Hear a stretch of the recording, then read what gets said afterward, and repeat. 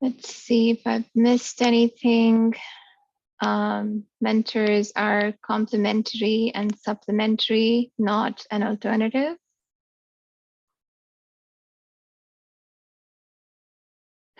Okay, so there's a number of things here to note. One is the kind of exchanges that mentors and mentees might have. The other is to think about dimensions across which mentorship can change. So whether it's with time, whether it's around career choices, and then various qualities that we associate with mentors, right? That they're supportive, that they might make people feel safe, comfortable, and supported. Okay, so we're at the 13-minute point, and I think this is good for us to kind of get into the mood for more discussion. And these might be a little more, yes, who was that? That's okay, Patrick? Hi. Yeah. Hi.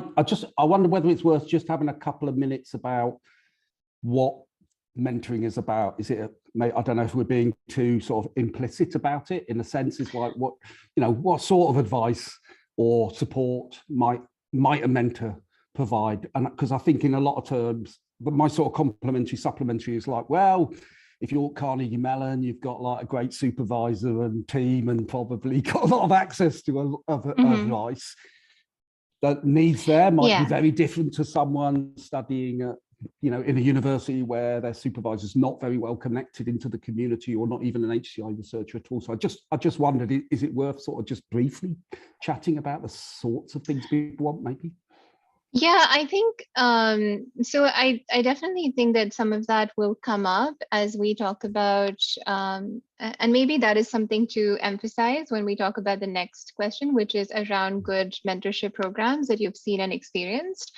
So if you can, and this is something maybe that you want to raise your hand for and talk about what type of programs you've experienced and how could they have been done better. And what was unique about them? What are aspects that you might recommend? So, Elizabeth. Hi. So I can speak to what we've done with World Usability Day over the years. And it really comes down to like local organizations organizing something together. But I have to say, in Boston, we've got UXPA Boston, which is amazing. So we've done two things. One is we've had a World Usability Day event that is a mentorship event. Like the whole day is just about that. And so students can come in, but we've got like hiring managers and, people from universities at various, I think they called it the UX Fair, and so it really was sort of like, because it was World Usability Day, also like a little celebration. And that went on. Honestly, COVID is what made that stop. And then they tried to do it online, and there's been ways it's worked. So I've seen that. And also I've seen that in a few other places in Europe that's worked really well. I know Germany's got a huge network of things like that. So anyway, so that's the ones that I've seen. And I've taken part as a mentor, and when they do things like the UX Fair, they have tables, sort of like what we could do at Kai at lunch, but like you have tables, and then the mentor sort of runs the table, right? Has a conversation, like we throw out a question or two as a prompt and start a conversation going and sort of work our way around. And so anyway, so those are some things, and I've really gotten energized as a mentor also. So it did work both ways. Thanks. That's it.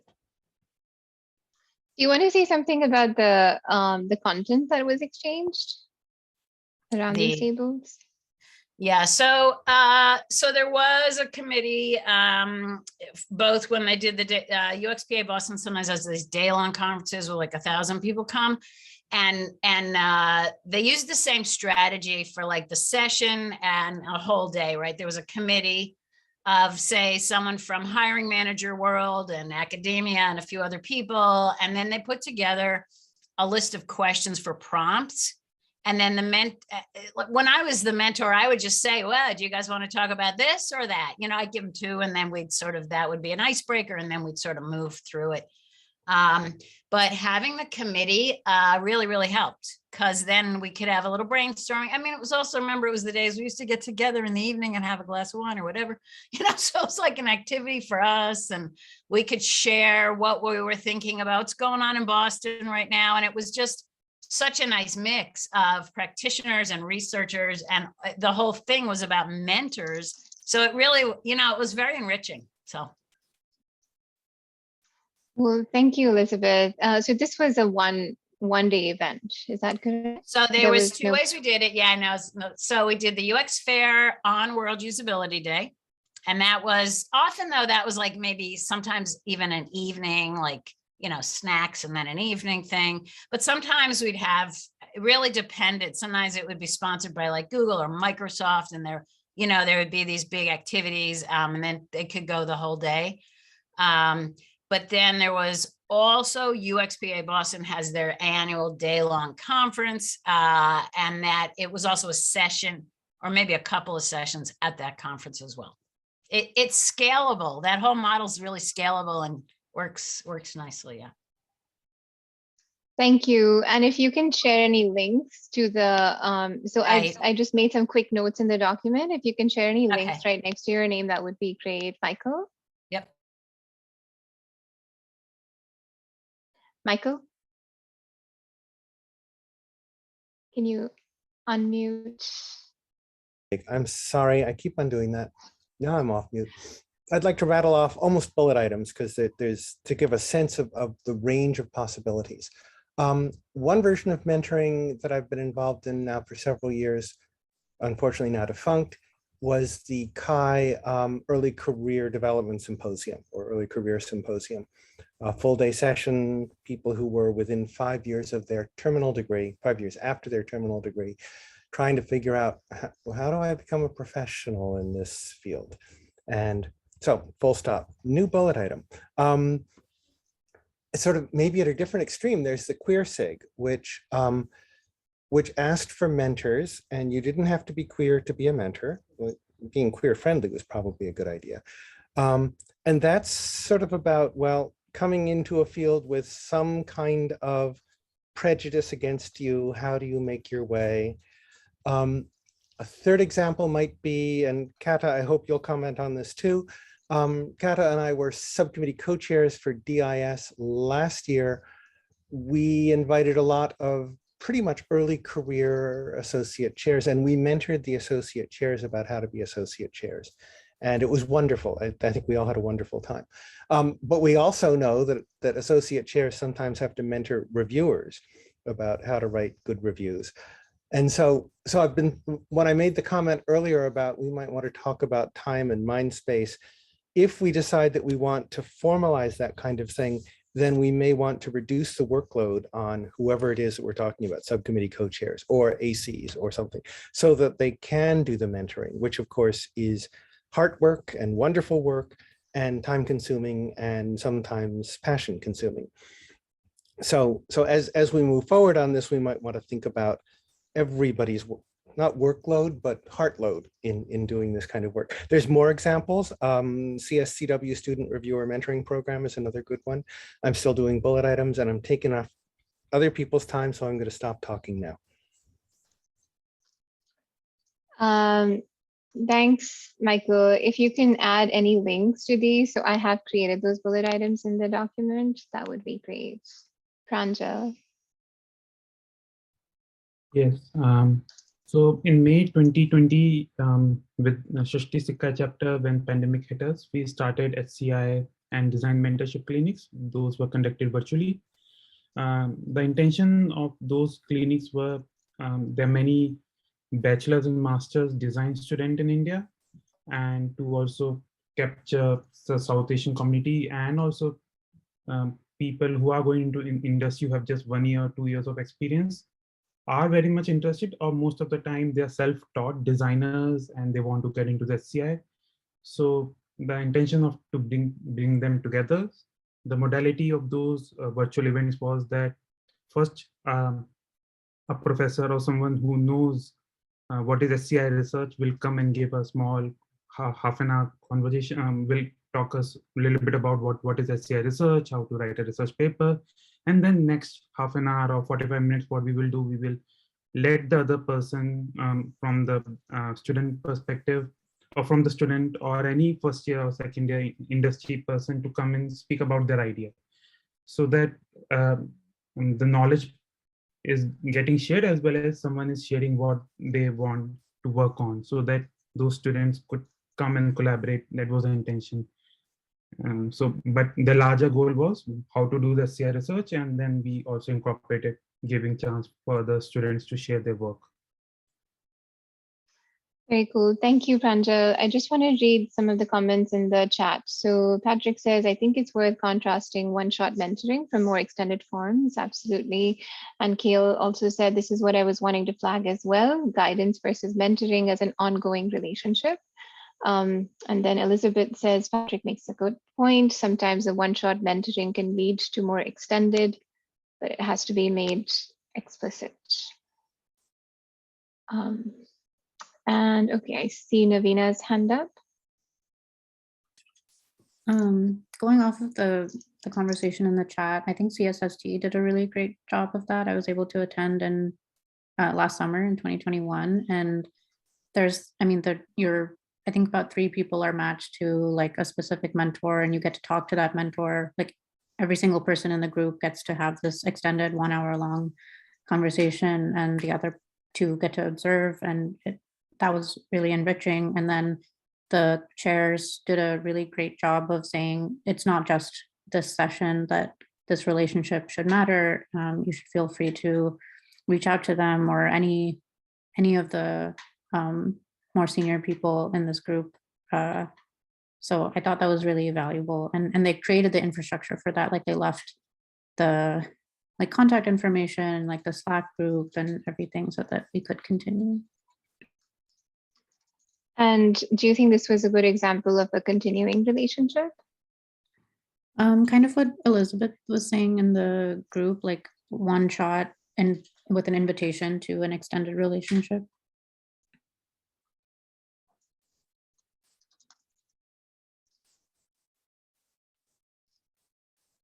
Okay, and if you can add a link. So Navina, not everyone may know what CSST is, and I don't even remember the full form of CSST, though I know what it is.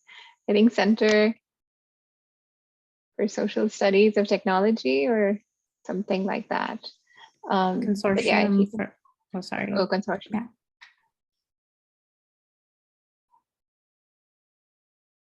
Okay. Anybody else have examples that they want to share? And if not, we can go on to the next. Actually, Michael, yeah, go ahead. Thank you. I just remembered this is a corporate world thing, but maybe it happens in academia too. There's this notion of what they call reverse mentoring. I don't really like the term, in which a junior person mentors a senior person, typically an executive. It's often done across diversity differences, but not always. And so that's one of the examples of mentoring can go in 2 directions, because I'm sure that the senior person is also helping the junior person with their career at the same time that the junior person is helping the senior person with their humanity. Perhaps I shouldn't have used that word. I'll stop. Thanks, Michael. Let me see, there's a chat message. Okay, so the CSST full form. Okay, I added that to the list. Michael, if there's any links that you can add to that, please go ahead. We can move on to the next question. So what mentorship needs does SIGCHI have in particular? What types of mentorship can we try to provide? Who would be the target audience? And I think if we have time, I can talk about some of the things that we've been considering and maybe get your thoughts on that. But first, let's just start with whatever you have that you can add in here, and maybe I can just recommend, that you fill this out. If you want to add comments to the chat, or if you want to say something out loud, we can take input in all of those ways.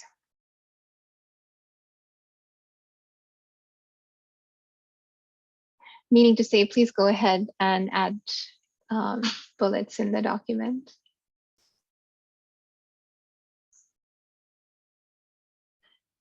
So for instance, one thing that we hear about all the time is mentorship with regards to reviewing.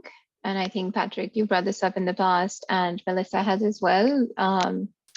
Compass, which is our newest SIGCHI conference, actually. Compass had Shadow PC, which was a way of mentoring people. So Patrick, can you share a little bit about how this worked?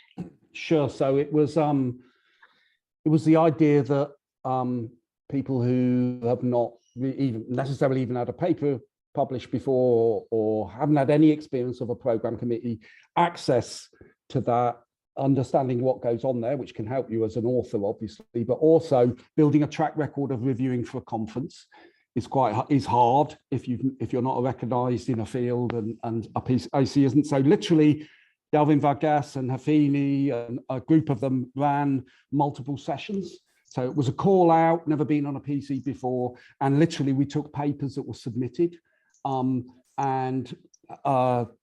the program committee, the steering committee actually made short videos about what was a good review. They did little sessions coaching people about what reviewing is, and then even ran a small PC for those papers with a discussion. It was the first time they did it, but they had like 70 applicants. I mean, the completion rate of reviews was pretty impressive compared to the actual program committee, as you know, Compass, not necessarily amazing. So I think it was a good experience, actually. It was a lot of work for the people doing it, but actually it was quite a thing for them anyway, as well, because it's quite a thing to arrange. So, and over 20 different countries, reviewers from it is much better than we imagined it would be in actual fact. So, and I think it's a mechanism. If SIGCHI had a sort of template for doing this, you know, it would be a mechanism where you could just turn it on for different conferences. And of course, some of the authors were getting like 8 reviews back from their papers from all the Shadow PC members as well.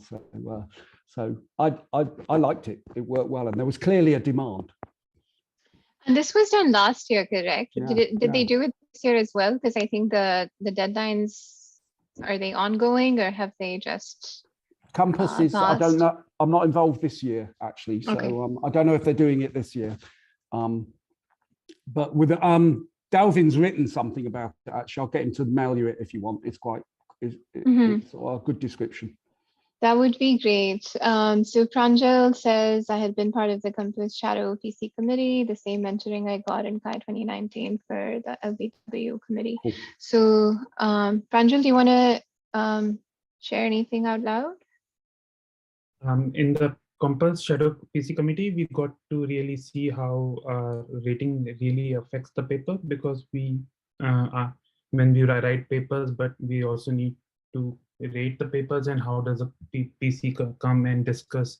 So that was a revelation for me, how really the backend system works in the peer reviewed conferences. And CHI 2019 LBW, I think you and others were leading at that time, Neha, and you made a presentation for us to how the ACs and 2AC should work around it. So all these things, as me as an early career researcher or just starting my journey, helps to understand how the larger peer review system works. So it really helps me prepare for the future.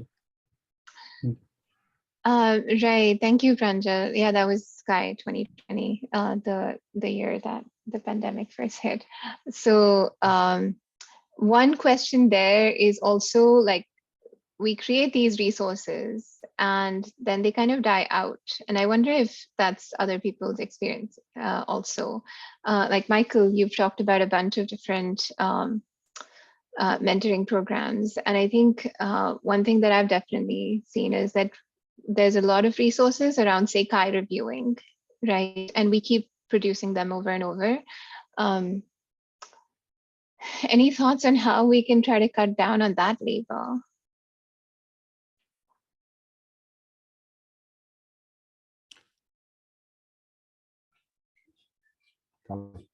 So Kale, let's hear from you first. Sure. I think I see a definite need for, preserving institutional knowledge and therefore having like lineages of mentorship set up. When we have like one person or one group starts a thing up, it's like as soon as they're divested from interest or they've, you know, been emotionally burnt out or whatever, and they stop doing it, the whole thing stops, because like there's never any plan for how it might continue in mentoring within.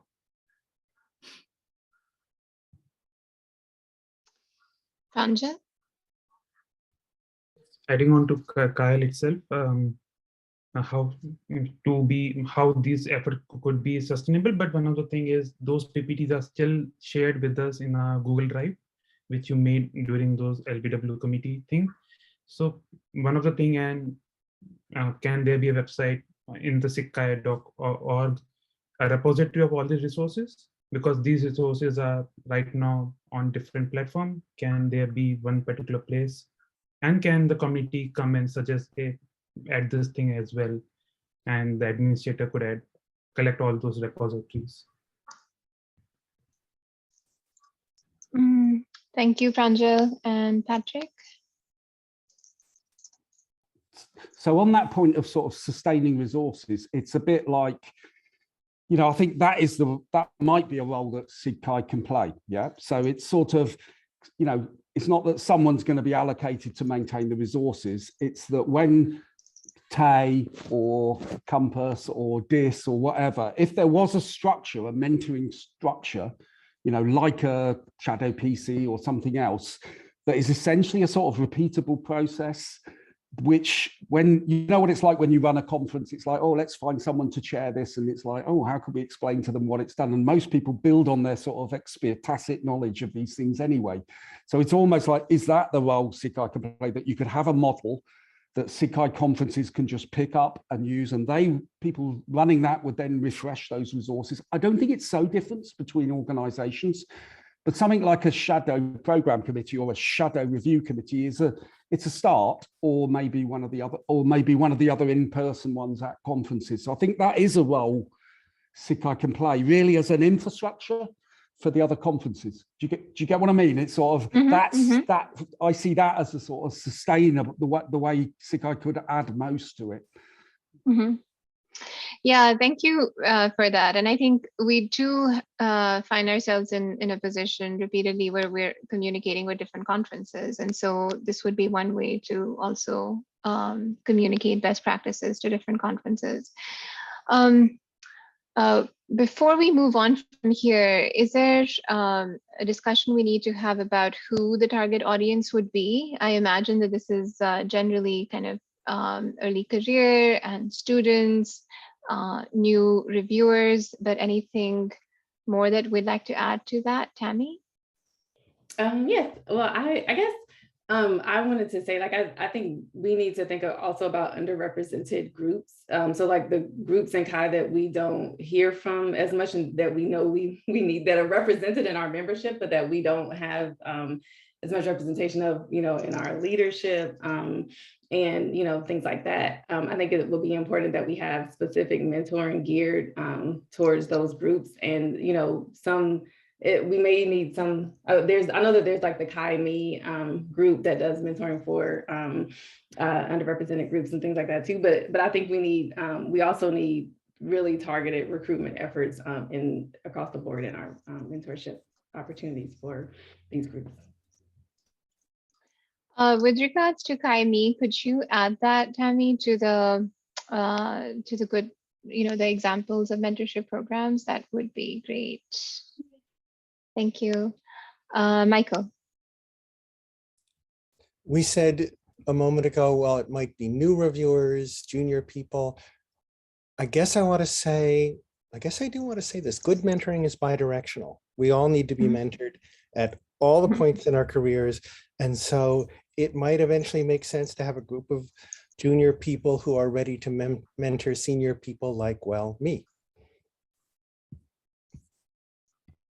Yes, I do have that point in a couple of places now. Thank you, Michael. Patrick? Yeah, I'd just like to reiterate Tammy's point, actually. And I think it isn't just in terms of sort of group identity, it's also sort of institutionally. So for me, historically, it's always surprised me when you have these the doctoral consortiums at conferences, which are very small, and yet they still prioritize. They seem to, I've seen in review processes, prioritizing the best submissions to the doctoral consortium rather than prioritizing the worst submissions to the doctoral consortium. So we always end up with people who have, you know, dozens of world leading HCI people within a few hundred yards of them at their institutions, you know, and it seemed, it gets very mixed up in this idea of, oh, it's about quality there rather than about need, you know. So, and that's what surprised, what we found with the shadow PC, big demand, no requirement to get in, just that you want it, you know. So I like that, because I think a lot of students see it as, and a lot of supervisors say, oh, get a doctoral consortium in your first year, even though you're in some amazing institution that has, you have incredible access to resources anyway. So I think that's a great point. Thank you, Patrick. So let's move on. How might the EC address these needs? And here, as I've written here, so share any concrete examples you'd like to share, however high or low level they might be. I think we just discussed some examples, so maybe we can move on.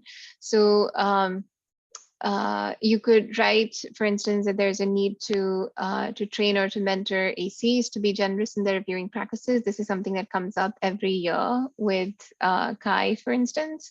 Or you can say that we should implement a particular kind of exercise for mentoring HCI students, maybe from particular backgrounds. So what are the types of things here that you think SIGCHI or the EC in particular could be thinking about actively? And feel free to add to the list, or to just add in chat, or to raise your hand.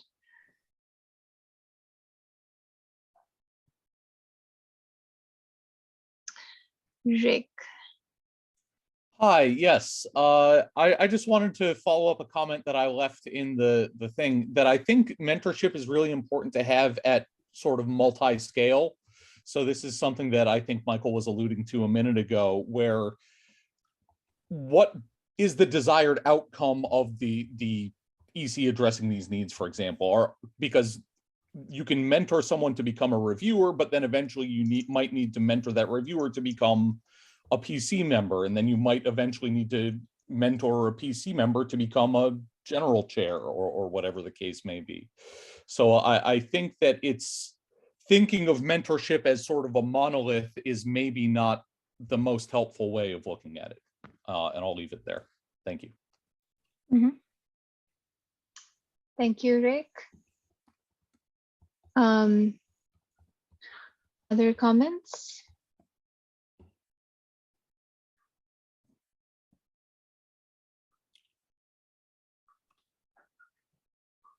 other than that, I think there's a trade-off between, like, I mean, I agree with Rick, but the sort of pragmatic side of me says, and what do you do, you know, and what can SIGCHI do that you know, a conference can't do, you know? So I'm always thinking, like, what's a tangible way that you might make it a bit easier to do these things? And I think that's one of the points as well, you know, now, which is sort of like, and what can SIGCHI do in this? Because obviously there's a culture thing, there's a community thing, but it's sort of what can SIGCHI do that would just make it more likely? Mm-hmm.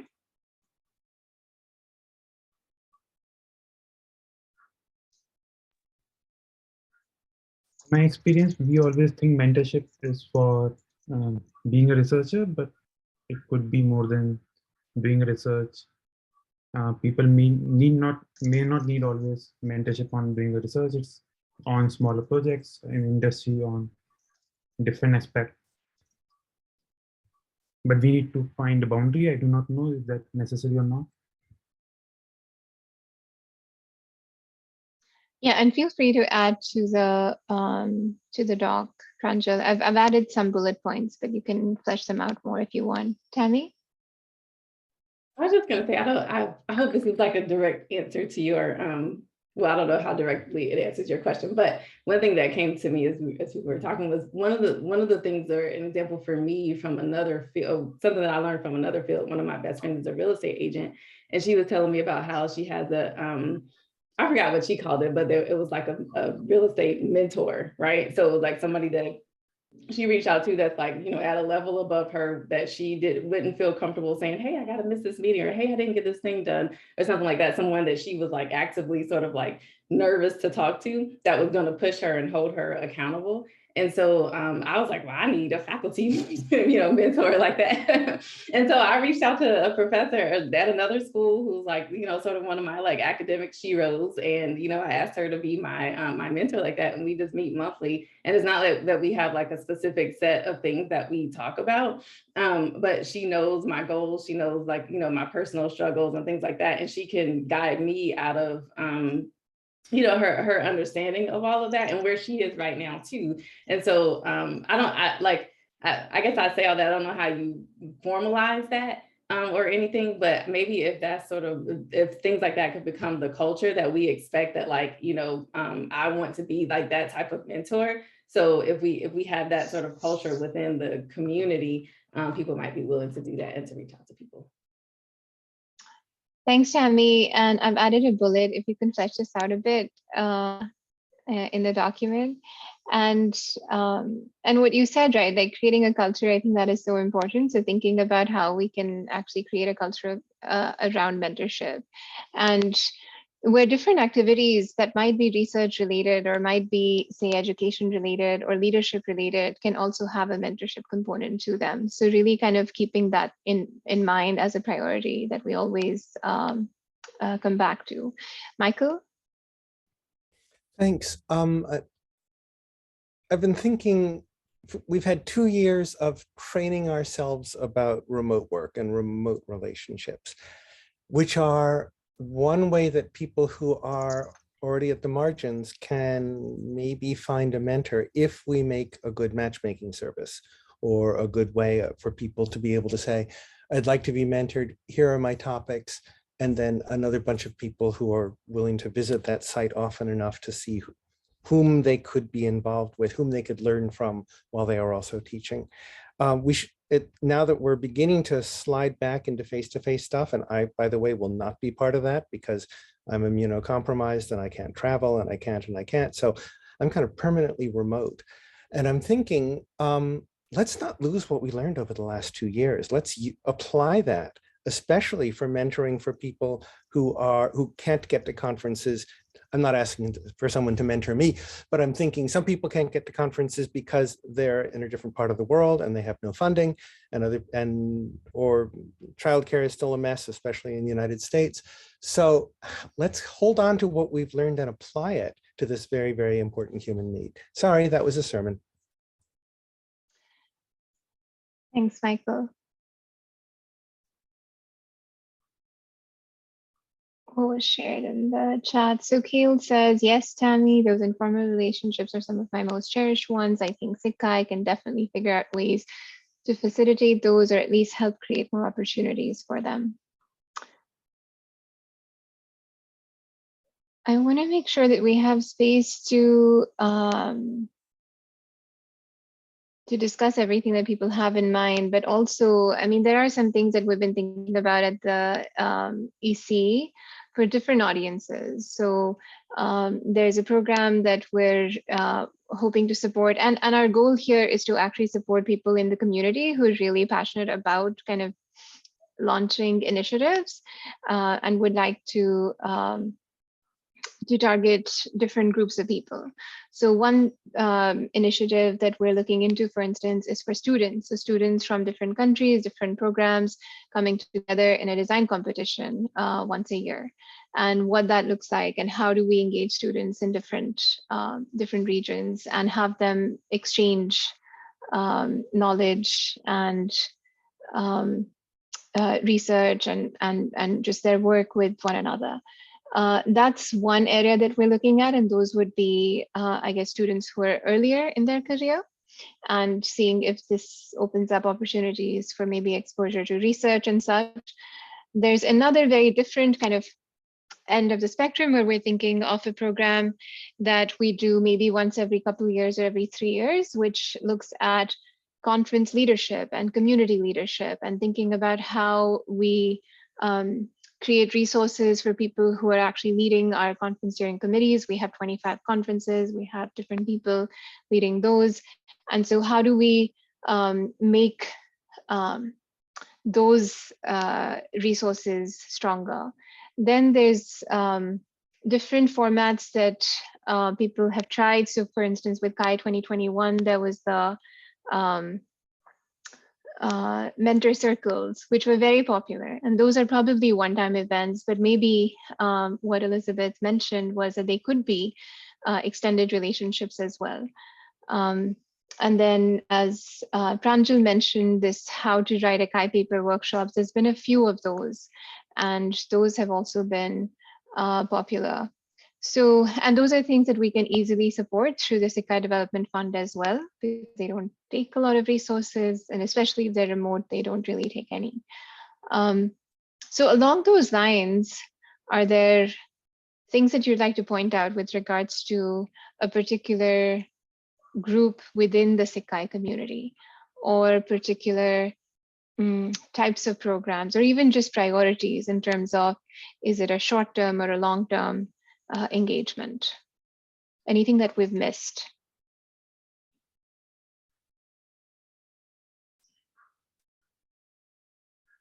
Pranjal?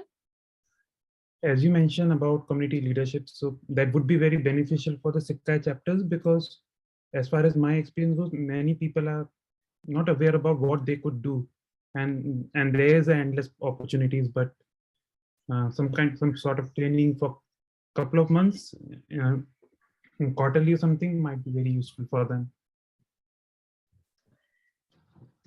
Okay, I'm adding a bullet. If you can flesh this out, Pranjal. Yeah.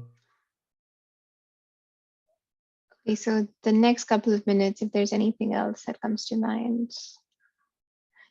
So maybe a more general point I might make here, right, is, as we mentioned, that like with the late breaking works that you mentioned, Pranjal, we shared resources that could be useful for reviewing, but they were also good for mentoring. And that's also true maybe for the reviewing program that Michael talked about with CSCW. And so are there thoughts that you all have on how different activities that SIGCHI and SIGCHI conferences and the different conference communities are engaged in, where we could center the mentorship piece more or more effectively?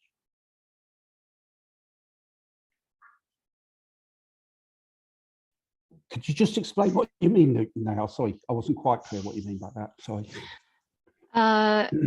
Sure. So I'm trying to say that there's things we do that are around research, where research might be kind of the main outcome that we're looking at. Okay. But as a side goal, we end up also achieving some or making some progress on mentorship.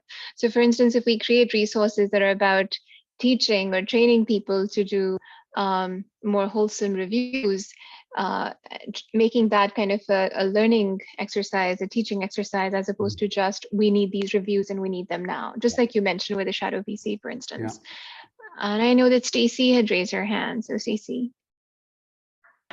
I apologize if I'm missing a lot of context here, but I was wondering, do we have a culture of including mentorship opportunities in the registration process for our conferences? I know that that's one particular site, but as a student, I don't recall ever seeing an opportunity to join a mentorship circle or what have you as I signed up for conferences, but I think it could have been a great opportunity. I'm not sure how they did this for CHI 2021. Does anyone remember? You signed up for mentor circles. I know that that is true, but I don't know if that was part of the registration process. I'm also getting old, so it's been a while. Yes, Patrick. So I was just going to say, I do think in the sort of spirit of trying to achieve something, I know we've said this before, is that bootstrapping of conferences. Yeah. So yeah, we talked about Shadow PC. That's for sort of learning about paper reviewing. But there's also sort of, you know, you could have a shadow demo committee that would think about how do you run a demonstration session or the workshop reviewing. And a lot of the time, of course, it's only PhDs whose supervisors say, oh, it's a good thing to run a workshop in your second or third year, and that's how you build it. A lot of people have no understanding of that, you know, and no awareness of that. And it is just good mentoring. So I do think it's almost like looking at that raft of conferences and almost like thinking, where could we, you know, where could you slot one of these things in each conference and as an activity, and sort of expecting the conferences to sort of take on one of those things as an activity. And then again, your resources would continuously get renewed because someone's delivering that sort of mentorship. And so, I don't know, maybe I'm saying the same thing again, but I do just think there's every conference, lots of conferences have this diversity, don't they? And it's a great way to get involved. And you get involved in the mentoring of it the first time, and then the next year you actually get involved in the organization of it or the student volunteering. I do think it's it's the one real bit of infrastructure. The event we know is always happening every year, so it will happen. Whereas mentoring is a tough thing to deliver, you know, informally, isn't it, in an organization like us? I'm actually confused about that, Patrick. So maybe I was writing and listening at the same time, but where would you say the intervention happens? So I would are you saying that? I say you have a shadow PC, you have a sort of shadow workshop organizing committee, you have a shadow, etc. You know, so maybe you have sort of three of those, this sort of shadow thing, which is like, maybe shadow's the wrong word, it's sort of called whatever. And what you do is you have these three offers, and every conference that's running under the SIGCHI sponsorship, it's like, can you put on one of these, one or more of these, and here's a set of materials, and this is what a timetable looks like, and this is how you this is how you do stuff. So because a lot of people, you know, everyone thinks it's a good idea, and it's the sort of thing, you don't have to be a super experienced person to run it. Once you've done a shadow PC, you get a feel for it, don't you? Right. Okay. Yeah, that makes more sense. Tammy? I just wanted to build on what Patrick was saying. I think that what we were talking about in terms of like the cycle of mentorship and like making sure that we keep these programs going, like part of that is building it into our infrastructure. And I think we've built, like Kai has done an amazing job, like compared to some other fields like education. Kai has done an amazing job at building an infrastructure for reviews, so that, you know, when you go in to do your Kai review, you're going to have specific things that you know you're supposed to address and all of that. And so that's sort of like built in the system. I think we need to, as we do these programs, we need to make sure that our infrastructure is being documented so that it's not hard to keep the train moving. So like if we did like what Patrick was talking about and have like a shadow programs for all these leadership roles, well, then you have like, you're starting to put the documentation together for how do you actually like run these programs? How do you actually like do these things? And so then you've got something to build the mentorship on, right? Like something to start with and something to continuously like adapt, so that people, when they come and take on these new roles, they have mentorship even just in the documentation. Yep, so documentation as mentorship. Pranjal, I'm looking at your chat messages. Do you want to? So the main important point is being SV at Kai or any conference gives that leverage of to find a mentor, and mentor need not be an experienced person, but a peer who's interested to help another person. And that's a very nice way to go along, because it's always to ask questions from experienced person is always, we are hesitant, but a peer is, they are more approachable. So this is one point. And another point in the Kai, as far as I remember, my friends who were attending Kai for the first time, so they were clubbed together and they had 30 to 40 minute session virtually, where they got to know how to navigate the Kai as a space and what are the do's and don'ts in a big conference. And this is just a small part which I know about Kai mentoring. Thank you, Pranjal. And I don't think I mentioned, but SV programs are another set of programs that we're looking at through the EC, because that's also part of, I guess, what you said, Patrick, about the infrastructure, and creating easier ways to share those resources could be useful for students. Okay, so we have just a few minutes left, and I guess in these last few minutes, we just wanted to, well, I just wanted to make sure that if you have any resources, and this could include articles or books or other things that come to mind, that you think, just any links that you can share. So one thing that's, for instance, it's not here, but Geraldine Fitzpatrick has this podcast, which people have appreciated over the years, the Changing Academic Life podcast. So that's an example. But anything that comes to mind that you want to add here?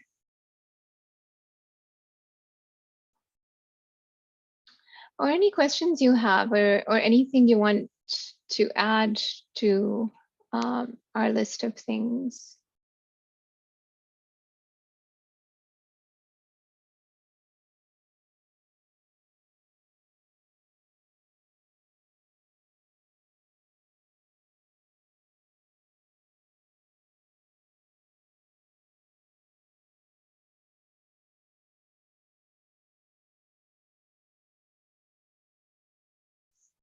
Okay, so then what I just mentioned is that we have, as I said, we have another session on Friday, and that was mainly because we wanted to leave room for different time zones. And once that is done, we'll put out a summary of the things that we discussed. As I said, this is going to be a priority for us because we've actually, I'm going to pause and go to Stacy's question. So I think that's a really great question. Stacy, does our community reward good mentorship? And maybe that is something for us to think about as well as we think about introducing any new awards. Is that something that we want to think about? Or is that a service that we want to think about recognizing across the community? Because these are some things that we've been brainstorming, whether we add to our list of awards, because so far we've been kind of thinking about the lifetime achievements and then also social impact, but and the dissertation, but nothing else. And then there's also different forms of recognition that we could take on. So for instance, we have been recognizing volunteers for organizing conferences, but there are also other kinds of service that we could be recognizing, and maybe mentorship is one of those.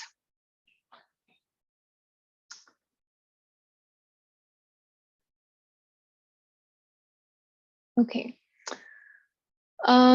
So yes, when I do put together the blog post, I'll also add to that ideas that we've been toying with so far. And these are all in kind of their preliminary phases. We're fleshing out details, figuring out the budget this month, because this is our budget decision making. And we'll be talking about them more in upcoming meetings and such.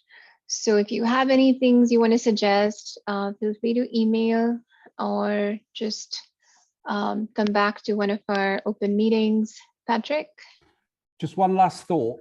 Does anyone actually do research on mentorship? Because the obvious thing is we're a massive community on collaborative communication. It's like, has anyone got a PhD just starting who's thinking about how do you support mentoring in a community or something like that? It would seem like an amazing opportunities for someone to do some research if the SIGCHI are behind it and the conference and things. Just a thought.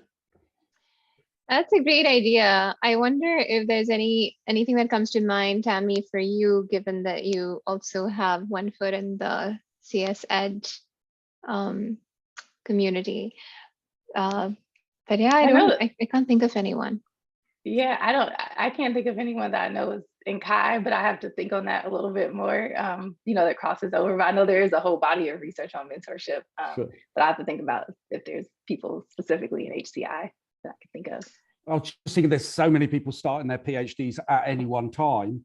Could SIGCHI even propose this as a sort of partnership with someone who wants to do PhDs and do research in these areas? Because it's, the problem with this sort of action-based research is finding a partner who really wants to do it is often the challenge, isn't it? So we're a sort of ready-made one, aren't we?